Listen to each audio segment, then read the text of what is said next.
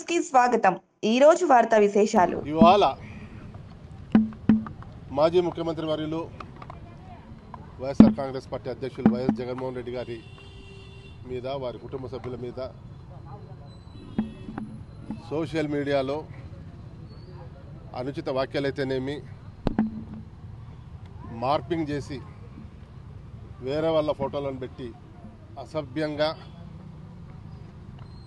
జగన్మోహన్ రెడ్డి గారితో పాటు మాజీ మంత్రులు విడుదల రజనీ గారిని,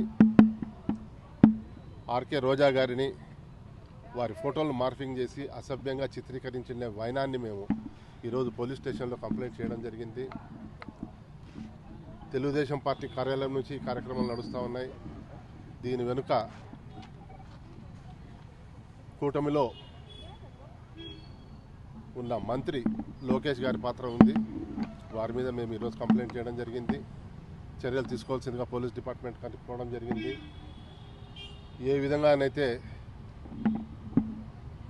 వైఎస్ఆర్ కాంగ్రెస్ పార్టీ వారిని సోషల్ మీడియాలో మీరు చేసిన కార్యక్రమాలకు మేము అరెస్ట్ చేసినామని అంటున్నారు, దాన్ని కూడా డీప్గా విచారణ చేయాల్సి ఉంటుంది। ఎందుకంటే చాలా వాటిల్లో కూడా ఒక డూప్లికేట్ ఐడియాలు క్రియేట్ చేసి తెలుగుదేశం వారే వైఎస్ఆర్సీపీ తరఫున పంపించినట్ల చేసిన కార్యక్రమాలు ఉన్నాయి। వాటన్నిటి కూడా విచారించమని మేము కోరుతా ఉన్నాం। ఏ విధంగా వైఎస్ఆర్సీపీ మీద మీరు చర్యలు తీసుకుంటాం అనుకుంటున్నారు, అదేవిధంగా ఈరోజు మేము ఇవి చూపించిన మా హృదయాలన్నీ గాయపడినాయి।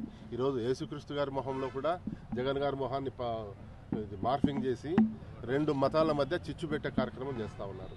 సో వీటన్నిటిని మేము తీవ్రంగా ఖండిస్తూ వైఎస్ఆర్ కాంగ్రెస్ పార్టీగా పోలీస్ డిపార్ట్మెంట్ గారిని మేము ఈరోజు రిక్వెస్ట్ చేయడం జరిగింది। ఎస్హెచ్ఓ గారికి చర్యలు తీసుకొని బాధ్యులను శిక్షించాల్సిందిగా, చట్టం ముందు వారిని తీసుకురావాల్సిందిగా కోరుకోవడం జరిగింది।